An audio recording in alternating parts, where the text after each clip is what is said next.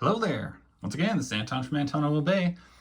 And a few weeks back, I started talking about some of the Ex-mutants, the New Humans, the Shattered Earth, the Wild Knights, basically the Shattered Earth universe.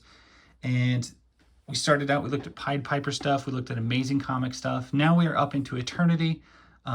This is the third company, I think, that was dealing with the Ex-mutants universe, which I think they start calling the Shattered Earth universe.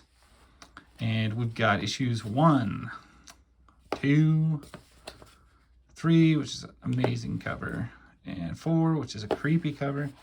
And just kind of show you what was out there, show you what's in these, kind of give you the lowdown. And what is the year? 1988. So this is definitely a post-apocalypse Earth. Bad things have happened. The planet's radiated.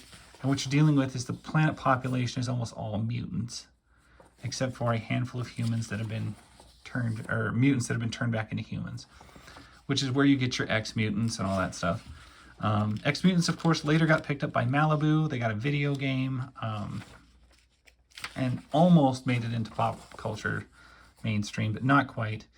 But this predates all of that. Definitely, this is back in their Eternity days when very few people heard of them. But this is still a big step up from the obscurity that they were in under like Pied Piper or Amazing Comics. You can see the art is decent. It's kind of sparse. Looks like they didn't get too crazy on it, and it has a hint of amateurish look to it. But I've noticed a lot of this type of look with Eternity books. And so if you're a fan of Eternity comics, you've seen this before. It's serviceable art. It's not bad by any means. It's just a little amateurish. I don't know what the word for it is. There isn't a ton of like background or depth or anything. It perfectly conveys what we're looking at. But I don't know, it is lacking something. A polish, or perhaps it's just a, I don't know. It's just missing something, I guess. Don't get me wrong, I like it. But it's not holding up to a lot of the other stuff that was going on back in the day. And you can tell these artists got better as they moved on and did different projects.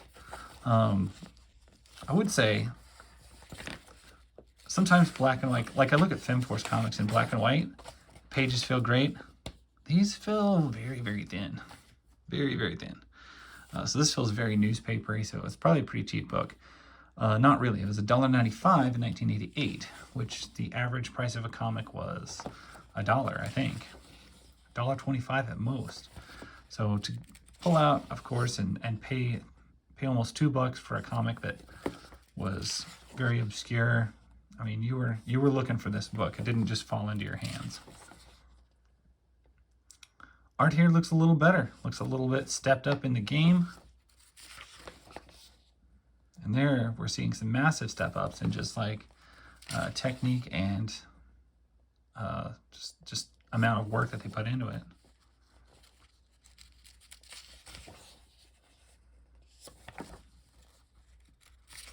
Still, the pages do feel thin though.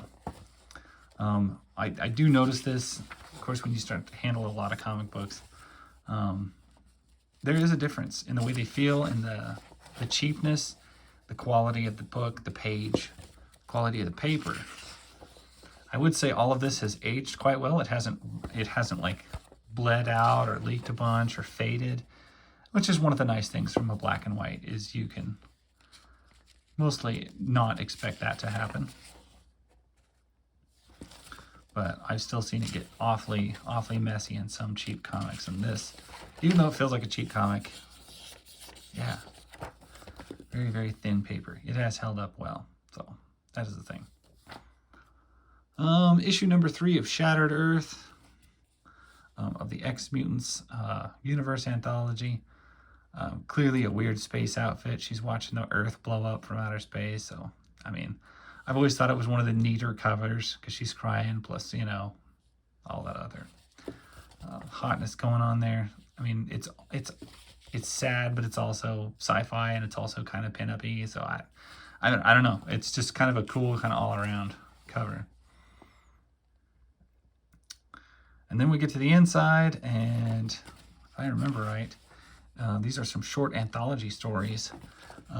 This one I think I've read a few times. This guy is wounded and he's injured and he's been in space, and he comes back just dragging himself around.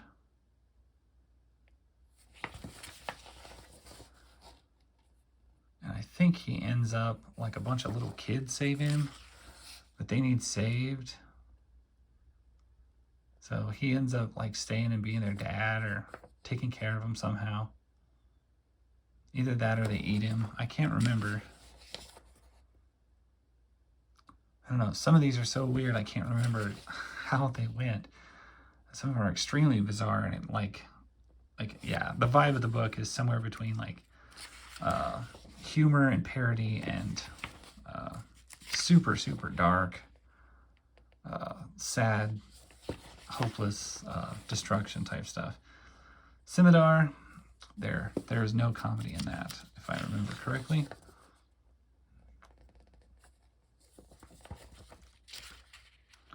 Mutant monsters doing normal human things. I guess we don't need any word bubbles for this whole story. That's kind of cool. Just the weird stuff that mutants are doing to occupy themselves in a post-apocalypse world. I kind of dig that. Back issues, and oh, if only you could get some of those back issues still. If only those were still out there. And I keep seeing ads for Aerosol, which is kind of crazy because Aerosol is different than Eternity. At least I thought it was. Maybe they're related somehow. I don't know. All right, it's issue number 4. Put them up there. Got a weird Catman. This has a little bit of a spine roll, but I'm not too worried about it. And story, art, lettering. Wow, this looks like a vastly different artist than the previous books. It's much more dense, much darker. Definitely a different hand, and the panels are teeny, teeny, tiny. Bunching a whole bunch of story together in a very condensed way. I think, being an anthology book of short, apocalyptic, weird stories, I think it just pops to the next writer, the next everything. Yeah. So yeah, Shattered Earth, just a series of weird post-apocalypse mutant mini-stories, which I don't believe have any massive arcing carry-on. It's kind of Tales from Jabba's Palace here. But it's good. I think I got a pretty good run of these. I don't know how long the series ran. I wish it did. That's kind of the stuff that, like, oh, I should probably look up. But more like it's just, hey, I have these. Has anyone else heard of these? And I got to show them to somebody. So that's usually what I end up doing. If you're in the mood to flip through a comic that you've never heard of, I guess you're in the right place. We got the Twilight Avenger. Another ad for Scimitar, which I used to have a whole bunch of these. I could never figure out their lettering. They've got book 2, book 3, book 4, you know, all the stuff. And then different issues of each, so I could never figure out what was going on. I just remember it being shockingly violent and graphic in a lot of ways. Not my favorite book, but one I had quite a bit of at the time. I'm going to leave with that cover because I think that's a cool looking cover. I think that actually made my top 50 comic book covers of all time in a video from years and years and years ago. Anyway, maybe I'll do that again sometime, or maybe not. Anyway, that's my story. Thank you guys for watching. I will catch you later. Bye.